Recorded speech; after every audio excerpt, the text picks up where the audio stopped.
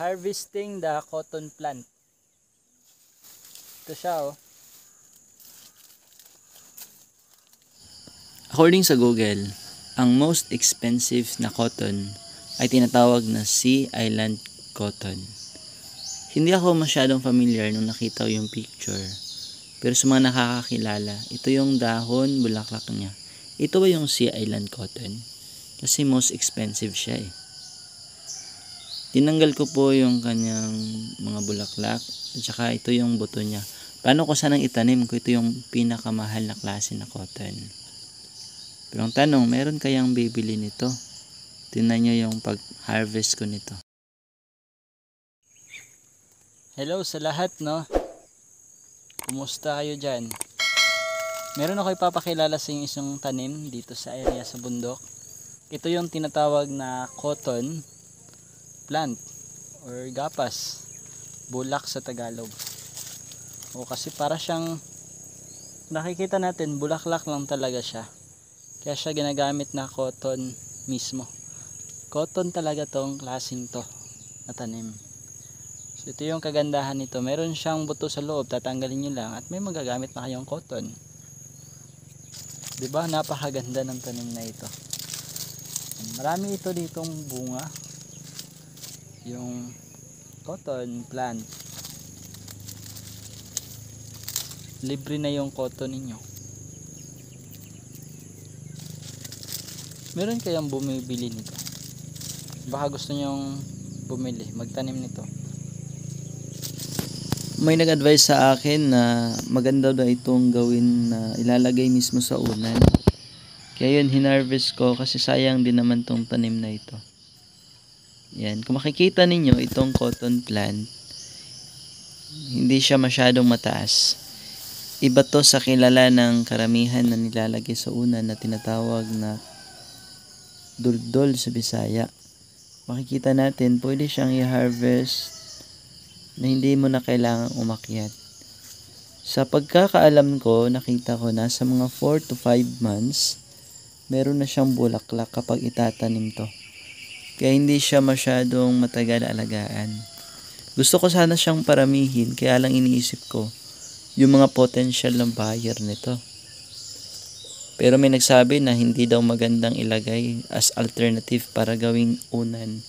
Pero gusto ko siyang itry kasi maganda din siya na klase.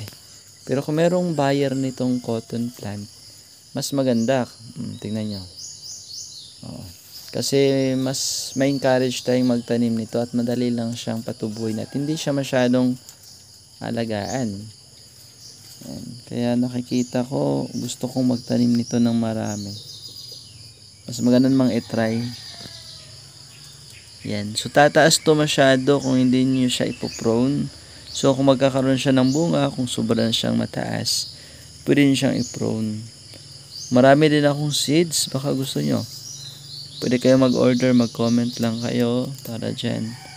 Ayan, hinahanap ko pa yung ibang cotton plant dito. Tanim ko po ito no, na kinuha ko lang, dinaanan ko mismo sa area. Yan, yung cotton plant.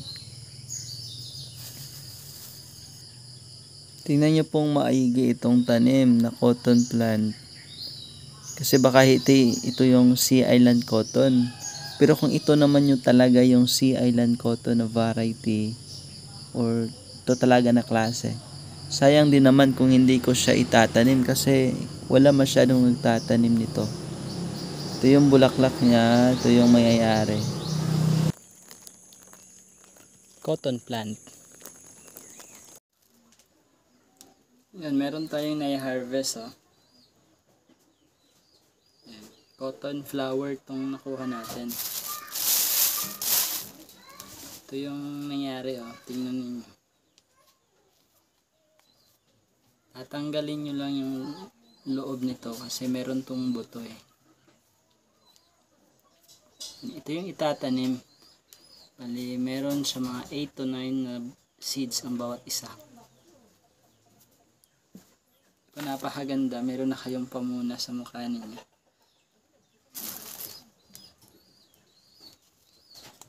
Pwede rin kung marami, gawin nating unan. Ilalagay natin sa gamit. Ito yung kagandahan sa tanim na ito. Yan. Meron tayong mga seeds dito, baka gusto nyo. Para makagawa kayo ng ganito.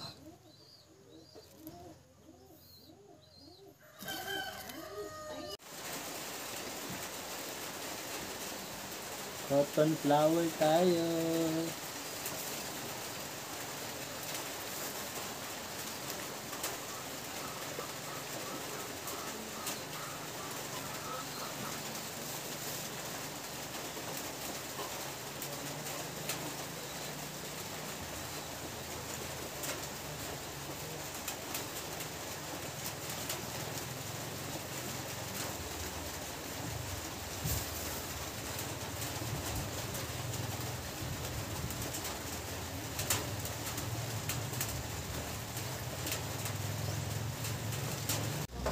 Ang galang din, hindi ko nililin. Oh, mo nang turn na.